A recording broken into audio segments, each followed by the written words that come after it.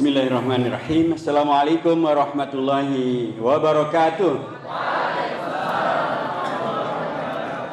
Selamat malam dan salam sejahtera untuk kita semuanya. Alhamdulillahilladzi 'allama bil qalam 'allamal insana ma lam ya'lam. Alhamdulillahilladzi arsala rasulahu Muhammadan khairal anam mu'alliman wa mubashshira wa nadhira wa da'iyan ila Allahi bi'idnihi wa sirajan munira. Asyhadu an la ilaha illallah wahdahu la syarikalah wa asyhadu anna Muhammadan abduhu wa rasuluhu wa safiyyuhu alladzi la nabiyya ba'dah. Amma ba'd. Faqala Allah azza wa jalla fi kitabil aziz, a'udzu billahi minasy syaithanir rajim. Ya ayyuhalladzina amanu taqullaha wal tanzur nafsum ma qaddamat lighadin wattaqullah innallaha khabirum bima ta'malun wala takunu kalladzina nasullaha fa ansahum anfusahum ulaika humul fasiqun la yastawi ashabun nari wa ashabul jannati humul faizun. Shadaqallahul adzim wa shadaqa rasuluhun nabiyul karim alladzi qala fi ihda hadithihi al-mu'minul qawiyyu khairun wa ahabbu ilallahi minal mu'minid dha'if wa fi kullin khair. Yang selalu kita hormati dan selalu kita doakan pimpinan kita, tokoh nasional dan tokoh internasional kita, Ketua PP Muhammadiyah dan kemudian Ketua Dewan Penasehat dari MUI, Profesor Dr. Din Samsudin. Beliau juga guru saya ketika kami di Gontor. Saya kelas 2, beliau kelas 5. Kelas 5 itu sudah berhak mengajar juniornya. Saya termasuk yang beliau ajari dulu ya. Yang saya hormati rekan-rekan sekalian dari, bukan pernawiran sebenarnya, tapi yang sudah senior dalam perjuangan di kami gitu ya, Kang Irfan Ahmad dan seluruh kawan-kawan dari MPP dari kami, sahabat dari beragam organisasi pemuda dan kemahasiswaan, baik dari Cipayung Plus maupun dari rekan-rekan dari OKP Kepemudaan Islam, dari HMI, dari Pemuda Al-Wasliyah, dari Al-Irsyad, dari Persis, juga dari Matul Anwar, juga dari Pemuda Muslimin Indonesia, dan dari rekan-rekan semuanya yang saya mohon maaf bila tidak disebutkan namanya satu persatu, tapi pastilah tidak akan mengurangi hormat saya kepada sahabat-sahabat semuanya, karena kalau para aktivis muda biasanya tidak pernah masalah dengan penyebutan semacam ini ya. Kemudian tentu adalah kepada sahabat-sahabat kita semuanya yang baru saja mendapatkan amanah terpilih untuk menjadi pimpinan dari kami, Ilvan Yusmanto dan seluruh kabinetnya yang semuanya saya hormati, hadirin dan hadirat sekalian yang akan menyaksikan dan sekaligus akan mendoakan pelantikan pengurus pusat Kesatuan Aksi Mahasiswa Muslim Indonesia periode 2019-2021.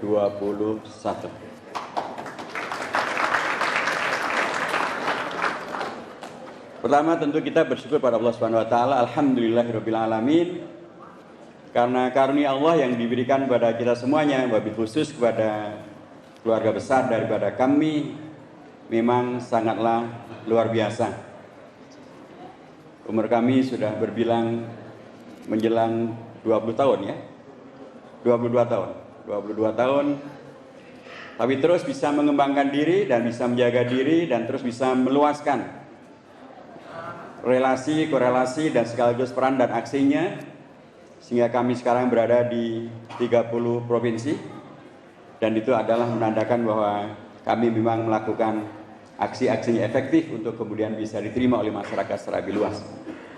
Bahwa baru 30 sementara provinsi kita ada 34, itu menandakan sekali lagi bahwa kesyukuran penting untuk menjadi bagian daripada ideologi perjuangannya kami, sehingga tidak ada yang namanya kufur nikmat. Dan apalagi hari ini Pak Bin sedang memberikan suatu pernyataan yang luar biasa mencerahkan. Ada yang mengatakan kita tidak boleh kufur nikmat, padahal pertumbuhan ekonomi baru 5% gitu ya. Janjinya 7%. Nggak boleh kufur nikmat. Pak Din dengan sangat cerdas menyampaikan justru beliau yang kufur nikmat gitu ya. SDA kita luar biasa dan janjinya 7%, harusnya bisa 80%. Itu baru tidak kufur nikmat.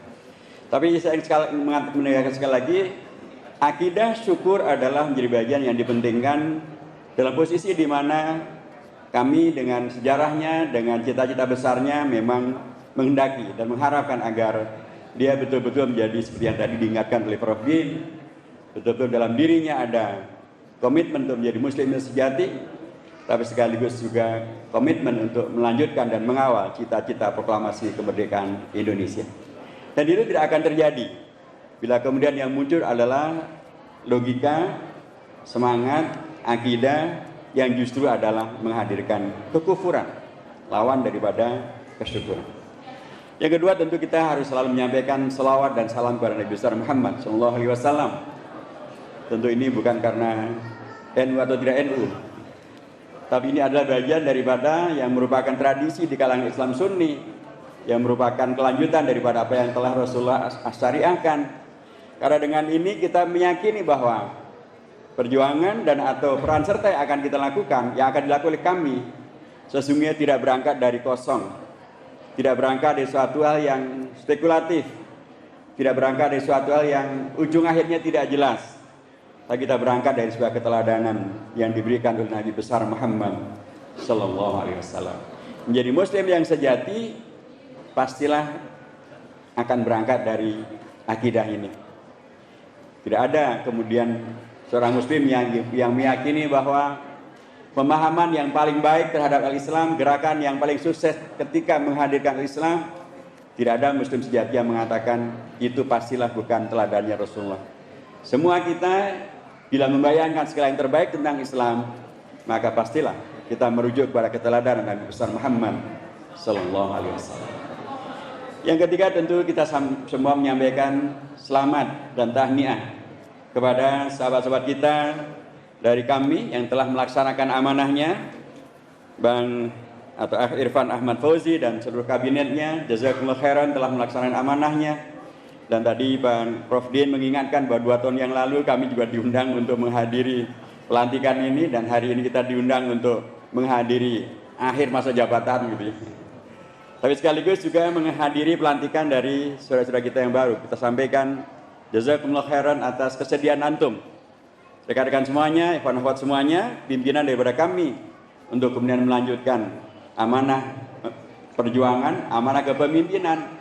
Karena tidak mungkin kemudian amanah ini juga bisa dilanjutkan bila tidak ada yang memimpin. Kalau semuanya cukup menjadi makmum saja dan tidak ada yang kemudian mau dan berani menjadi pemimpin, ya organisasi itu berhenti. Kalau semuanya kemudian menjadi pemimpin, tapi pemimpinnya yang kemudian tidak melanjutkan amanah daripada kepemimpin sebelumnya, maka organisasi itu pun juga mandek. Kita nyampaikan tahniah bahwa pastilah komitmen daripada Irfan Yusmanto adalah untuk melanjutkan segala kebaikan daripada kami pada periode sebelumnya, untuk kemudian ditambahkan dengan beragam hal yang menjawab daripada apa yang menjadi tantangan dan sekaligus peluang pada periode yang akan datang. Dan itu semuanya ada satu hal yang mensejarah, artinya mungkin secara sejarah. Rekan-rekan sekalian, tadi Pak Din menyampaikan juga tentang bahwa beliau diundang untuk menghadiri suatu seminar internasional. Bahkan beliau salah satu daripada pembicara narasumbernya tentang at-tajdid fil fiqh as-siyasi fil fiqh ad-dini. Dan Rasulullah memang pernah menyampaikan bahwa tentang tajdid itu sering dikaitkan dengan periode per abad, per 100 tahunnya. Innallaha yab'atsu ala ra'si kulli mi'ati sanatin man yujaddidu laha amra diniha. Sekalipun kata-kata 100 tahun itu satu hal yang lagi-lagi penuh dengan tafsir yang beragam. Karena pada waktu itu kata-kata tahun itu belum definitif. Apakah yang akan karena waktu itu pada masa Rasulullah tentu belum ada tahun Hijriah. Tapi pastilah juga tidak dipergunakan tahun Masehi. Oke lah, tahun ini kita anggap sebagai, atau kita pahami sebagai satu satuan masa, di mana kemudian dengan ke-100-an itu menghadirkan segala yang kemudian pertama mengingatkan tentang bahwa yang namanya tajdid, yang namanya perbaikan, pembaharuan ada sesuatu yang memang manusiawi. Dalam konteks gerakan ke-Indonesiaan dan konteks gerakan keislaman, kepemudaan Islam. Kita sekarang di tahun 2020. Itu artinya adalah antara tahun 2015 dan tahun 2025. 2015 itu berdirilah satu organisasi Trikoro Darmo, organisasi kaum muda Jawa, yang didirikan oleh seorang Sutiman Bedjodiningrat. Beliau adalah kakak dari seorang tokoh yang ketika di Belanda beliau ditunjuk untuk menjadi ketua Indisch Vereniging, Perhimpunan Hindia Belanda. Tapi kemudian beliau rubah, ini tahun 1925, menjadi Indonesian Vereniging, Perhimpunan Indonesia. Itulah itulah kali pertama kata Indonesia diungkapkan menjadi satu gerakan organisasional, dan itu dilakukan oleh kalangan muda terpelajar oleh Sukiman Bedjodiningrat. Siapa Sukiman? Beliau adalah adik daripada Satiman. Jadi Satiman, Sukiman ini ada dua kakak beradik. Siapa Sukiman? Sukiman inilah yang nanti akan menjadi ketua, menjadi anggota BPUPK, dan kemudian menjadi ketua umum pertama Partai Islam Masyumi. Mari kita lihat tentang 1925, beliaulah yang mencetuskan perubahan dari Indisch Vereniging menjadi Indonesian Vereniging. Jadi perhimpunan India Belanda menjadi perhimpunan Indonesia. Kata Indonesia pertama kali dimunculkan oleh seorang pemuda terpelajar yang nanti menjadi ketua umum pertama Partai Islam Masyumi pada 20 tahun berikutnya, 1940. Jadi 1925 beliau mencetuskan untuk kali pertama istilah pergerakan Indonesia, dan kemudian 1945 beliau menjadi ketua umum pertama Partai Islam Masyumi. Apa makna dari ini? Sekarang kita di tahun 1920, tadi 2020, tadi saya katakan 2020 berarti antara 2015 dan 2025. 1915 berdirilah organisasi pemuda Jawa Trikoro Darmo yang didirikan oleh Pak Satiman tadi itu, dan kemudian 1925 berdirilah organisasi pertama yang membawa nama Indonesia, Indonesian Vereniging. Saya mengatakan bahwa pada masa semacam ini, artinya 100 tahun yang lalu, para pemuda terpelajar mereka telah menyiapkan peran serta mereka yang sangat luar biasa, yang sangat sejarah, untuk kemudian terdorong menghadirkan Indonesia yang merdeka. Karena nanti beliau juga adalah anggota BPUPK. Kita akan lihat bahwa tahun 1928, sebagaimana yang Anda ketahui, dari begitu banyak kelompok pemuda yang ada, maka menonjol jugalah satu kelompok pemuda yang menisbatkan dirinya ke dalam agamanya, yaitu Al-Islam. Ada Jong Java, ada Jong Sumateren Bon, ada Jong Celebes, ada Jong Ambon, dan ada Jong Islamiten Bon. Saya mengatakan bahwa ada keberanian dari kalangan pemuda Muslim Indonesia untuk kemudian membersamai seluruh kelompok pemuda yang ada, dan kemudian mensukseskan Sumpah Pemuda. Dari Sukiman, mari kita lihat mereka yang terlibat dalam Sumpah Pemuda, banyak yang nanti akan menjadi anggota BPUPK dari kelompok umat Islam. Di sana ada Mr. Mamaro, di sana juga ada Sukiman tadi itu, di sana juga ada tokoh seperti Muhammad Yamin, yang juga nanti akan menjadi tokoh sentral di dalam memerdekakan Indonesia. Saya ingin mengatakan sekali lagi bahwa per 100 tahunan ternyata memang ada yang perlu dimaknai tentang penting hadirnya kembali peran kelompok pemuda terpelajar, memberikan koreksi atas perjalanan bangsa, perjalanan negara, perjalanan sejarah, untuk kemudian menggiring dan membawa kepada Tentu kalau kita sekarang bukan lagi untuk menghadirkan Indonesia merdeka yang lain.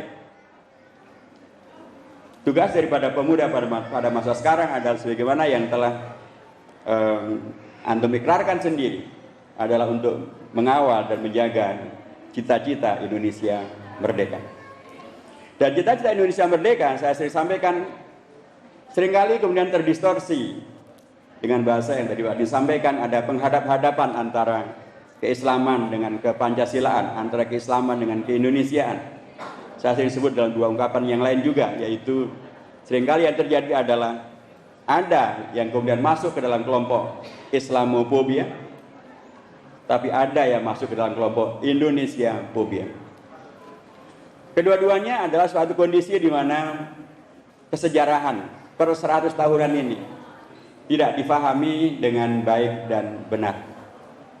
Mereka yang kemudian dengan mudah menuduh umat Islam sebagai anti Pancasila, anti NKRI, membahayakan Pancasila, membahayakan NKRI, dan karenanya hanya layak untuk diberi label sebagai atau framing sebagai radikalis, teroris, eksklusif, intoleran. Mereka-mereka ini adalah kelompok yang sesungguhnya, kalaupun mungkin memang mempunyai maksud sengaja untuk menghadirkan pembenturan, tapi kalaupun tidak, maka mereka adalah kelompok yang tidak paham tentang sejarah relasi antara keislaman dan keindonesiaan. Karena mereka mengira bahwa umat Islam tidak punya sejarah dan tidak punya peran di dalam menghadirkan Indonesia, maka mereka mengira umat Islam Indonesia hanyalah kontraktor saja, artinya kontrak saja di negeri ini. Padahal tadi saya mulai dengan bagaimana kemudian kalangan pemuda dengan organisasinya, dan mereka ternyata sangat lekat dengan keislamannya. Mereka mempersiapkan menjadi gerakan, menjadi Indonesia, Sumpah Pemuda, Indonesia Merdeka, dengan politiknya. Bahkan nanti akan menyelamatkan Pancasila dan NKRI. Kalau dirujuk kepada tentang Indonesiafobia, ini juga terjadi karena mungkin begitu luar biasa framing yang diciptakan, kemudian menyudutkan umat Islam, kemudian membuat umat Islam dalam posisi hanya sebagai yang tertuduh dan terpojokkan, teroris, radikalis, Islamofobia, kemudian menjadi intoleran dan lain sebagainya. Muncullah reaksi. Reaksi ini kemudian membawa kepada sebuah pemahaman seolah-olah memang tidak ada hubungan antara Indonesia dan umat Islam. Mereka kira bahwa segala yang kemudian terjadi di Indonesia ini semuanya tidak terkait dengan Islam, dan karena dengan mudah mereka kemudian mengkafirkan segala yang terkait dengan Indonesia, membid'ahkan segala yang terkait di Indonesia. Demokrasi bid'ah, Pancasila kafir, NKRI kafir, tauhid, dan seterusnya. Inilah bentuk daripada Indonesiafobia. Mereka-mereka ini tidak paham bahwa Indonesia ini saya sering sebut sebagai warisan jihad, ijtihad, mujahadah, dan tadhiyah daripada tokoh-tokoh umat Islam yang dahulu luar biasa memberikan kontribusinya untuk kemudian menghadirkan Indonesia yang merdeka ini. Kalau kita bicara tentang mempersiapkan Indonesia merdeka, pasti di situ ada BPUPK dan ada panitia 9. Di sana pastilah ada peran serta dari tokoh-tokoh umat yang sangat muda, terpelajar, bersama dengan tokoh-tokoh daripada organisasi-organisasi yang lain, agama-agama yang lain, dan kemudian menyepakati tentang Piagam Jakarta. Mereka kemudian menyepakati tentang Pancasila. Mereka menyepakati tentang penyelamatan Pancasila untuk menjadi ketuhanan yang Maha Esa. Mereka jugalah yang kemudian menyepakati untuk mengkoreksi Belanda yang kemudian ingin menjadikan Indonesia bukan lagi NKRI, tapi menjadi Republik Indonesia Serikat.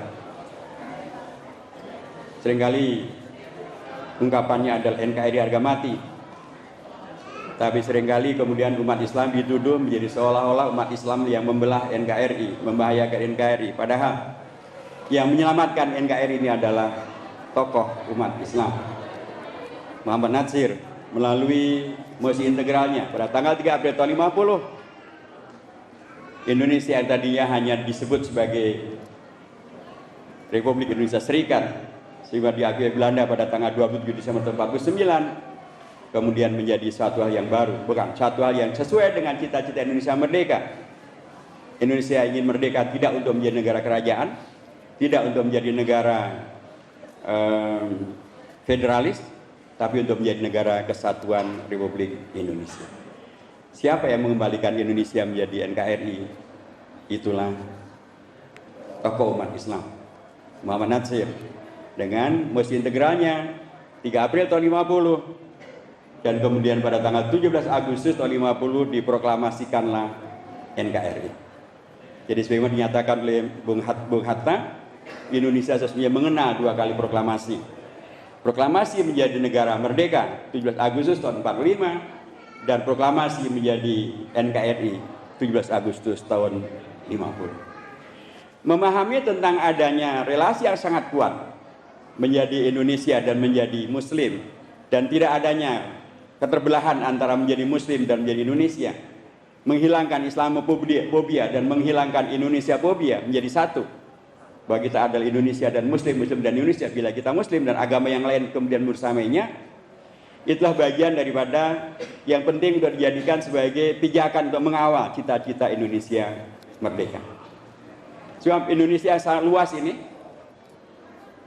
menghancurkannya adalah dengan cara menghadirkan kondisi tidak saling percaya, kondisi saling curiga, kita pecah belah. Bila pecah belah Indonesia, maka masing-masing akan menghadirkan semangat kemerdekaan daerahnya, sukunya, agamanya, dan kemudian pecahlah Indonesia. Bila Indonesia pecah, ya selesailah NKRI. Menjaga dan mengawalnya karenanya penting untuk terus dilakukan dalam konteks aktivisme, dalam konteks intelektualisme, dalam konteks Islamisme, dalam konteks keindonesiaan. Karena sesungguhnya ukuran-ukurannya relatif juga sangat gamblang. Kalau kita bicara tentang Pancasila, tadi Pak Di sudah menyampaikan juga, sejak sila pertama hingga sila kelima, semuanya menjadi sesuatu yang sangat gamblang. Karena sila-sila ini tidak pernah dihadirkan melalui bahasa asing secara mutlak. Dia bukan bahasa Sanskerta, bukan bahasa Arab secara mutlak, bukan bahasa Inggris, bukan bahasa Perancis. Dia adalah bahasa Indonesia. Sekalipun di sana ada beragam kata kunci yang rujukannya adalah ke dalam Al-Quran dan Hadis. Ada kata adil yang diulangi 2 kali di sila kedua dan sila kelima. Ada kata rakyat yang diulangi 2 kali sila keempat dan sila kelima. Ada kata adab, ada kata-kata musyawarah, ada kata-kata hikmah. Kata-kata yang kemudian sekali lagi sudah menjadi bagian daripada kata-kata atau istilah bahasa Indonesia. Sehingga ketika kemudian kawan muda terpelajar mempunyai cita-cita yang sangat luhur untuk mengawal cita-cita Indonesia merdeka, maka penting untuk berani untuk secara intelektualnya, secara aktivismenya, secara moral keagamaannya, tanggung jawab sejarahnya, untuk mengawal agar ketika kita menyebut ketuhanan yang Maha Esa, maka yang hadir memang adalah nilai-nilai yang sangat luhur daripada berketuhanan. Jangan malah teriak aja ketuhanan yang Maha Esa, tapi realitanya adalah keuangan yang Maha Kuasa. Jangan pula ketika kita meneriakkan tentang kemanusiaan yang adil dan beradab, satu ungkapan yang sangat luar biasa. Tapi kemudian yang disaksikan sehari-hari adalah justru perilaku yang tidak manusiawi, tidak adil, dan juga tidak beradab. Hukum yang kemudian berlaku tebang pilih dan atau tajam ke bawah tumpul ke atas. Banyak orang kemudian mengkhawatirkan dengan peristiwa yang terjadi dengan KPK, KPU, dan kemudian ya, kalau kami di DPR sekarang salah satu yang masih menjadi perjuangan kami adalah memperjuangkan agar tentang Jiwasraya itu dibentuk suatu pansus hak angket supaya kemudian bisa diusut tuntas ini kasus. So kalau kemudian secara tradisi hukumnya, kalau suatu kasus kemudian ditangani oleh lebih daripada satu komisi, maka itu bukan lagi cukup dengan satu panitia kerja, tapi diperlukan panitia khusus yang melibatkan beberapa komisi. Nah ini bukan hanya 2 komisi, ini 3 komisi. Ada panja di komisi 3, panja di komisi 6, panja di komisi 11. Ini sudah lebih daripada perlu pansus. Dulu ketika tentang Senturi, dengan kerugian negara sekitar 7,4 triliun rupiah, sebagaimana temuan daripada BPK, dibentuklah Pansus Senturi. Sekarang dengan Jiwasraya, kerugian minimal yang dinyatakan oleh Kejaksaan Agung adalah 13,7 triliun rupiah. Kok nggak berani bentuk pansus? Ada apa? Ini bentuk daripada hukum yang tidak adil, tidak manusiawi, dan juga karena tidak menghadirkan keberadaban. Karena dulu Senturi itu, katalah korbannya adalah para nasabah yang dalam tanda kutip, sekalipun tetap saja mereka ada korban, tapi sangat berbeda dengan korban daripada Jiwasraya. Buat 5 juta lebih nasabah Jiwasraya, dan tidak semuanya adalah kalangan the have. Banyak di antara mereka adalah orang-orang di bawah, bahkan sebagian mereka adalah orang-orang asing dari Korea Selatan. Saya mengatakan ketika kita membicarakan tentang kemanusiaan adil dan beradab, kalangan intelektual, kalangan muda, kalangan aktivis langsung bisa melihat ini manusiawi, adil atau tidak, untuk dikembalikan kepada jalur yang sebenarnya. Ada seorang Menko menegaskan bahwa keadilan adalah soko guru eksistensi suatu negara. Nah, kalau agar itu memang adil, maka penting untuk kemudian semua dikembalikan kepada keadilannya. Persatuan Indonesia, ungkapan juga amat sangat jelas. Tapi ketika kemudian terjadi adalah upaya untuk membelah bangsa Indonesia atas dasar agama, atas dasar profesi, latar belakang organisasi, ya jelas harus dikoreksi. Begitu seterusnya. Jadi saya mengatakan bahwa dalam rangka mengawal keindonesiaan kita, maka memang tetap diperlukan kehadiran, bukan hanya aktivisme atau bukan hanya para aktivis dengan aksinya, tapi juga kesatu paduan perjuangan, kebersamaan dengan kelompok-kelompok yang lain yang berjuangkan tentang cita-cita Indonesia merdeka ini. Dan itu semuanya penting untuk dilakukan dengan cara-cara intelektual dan karena yang bertanggung jawab, tidak dengan cara-cara penyebaran hoax, fitnah, adu domba, dan atau perilaku-perilaku yang sesungguhnya tidak sesuai dengan cita-cita Indonesia merdeka. Apalagi kalau kita bicara tentang keadilan sosial bagi seluruh rakyat Indonesia. Kalangan aktivis, kalangan pejuang, kalangan intelektual penting betul untuk memahami dampak-dampak yang sangat mengerikan bila ini tidak terkoreksi, dan sekaligus untuk memberikan sebuah alternatif yang betul-betul solutif dan berbasiskan kepada data-data, angka-angka, kajian-kajian yang bisa bertanggungjawabkan. Supaya dengan demikian maka kita tidak akan membuat masa depan daripada Indonesia sesuatu yang hanya ada di dalam kata, hanya ada di dalam angan-angan, tapi tidak pun bisa diwujudkan dalam realita. Karena kita semuanya tidak mampu untuk kemudian memberikan alternatif yang lebih baik berbasiskan kepada data, angka, kajian yang semestinya. Terakhir, rekan-rekan sekalian, tentu saja Anda akan berada dalam suatu kondisi di mana selain mengawal, juga pasti akan mengantarkan Indonesia kepada apa yang rekan-rekan inginkan menjadi Muslim negarawan dan atau Indonesia yang jaya raya dengan tahun 2045-nya. Sebagaimana dahulu para pendahulu kita tidaklah kemudian menjadikan segala capaian mereka satu yang tiba-tiba. Dari tahun 1915, 1925, 1928, 1945, 1950. Tokoh-tokoh ini bukanlah kemudian sesuatu yang tiba-tiba menjadi Muhammad Nasir yang berperan di tahun 50. Bukan tiba-tiba menjadi Sukiman yang berperan tahun 45. Bukan tiba-tiba Mr. Muhammad Rom yang berperan pada saat BPOPK maupun juga penyelamatan Indonesia ketika perundingan Belanda. Mereka memaksimalkan seluruh potensi intelektual mereka, pengalaman organisasi mereka, dan kemudian pengalaman beraktif mereka, bekerja sama mereka dengan seluruh kelompok yang ada. Itulah yang kemudian membuat mereka bisa berperan aktif dan eksis pada masa-masa berikutnya. Kita sangat beruntung, dan kami sangat beruntung selalu bisa dihadiri oleh Prof. Din Samsudin. Beliau adalah satu dari sedikit tokoh di Indonesia yang sangat mumpuni, ahli di dalam organisasi, ahli di dalam ilmu agama, ahli dalam ilmu politik, berpengalaman sangat luas, diterima sangat luas.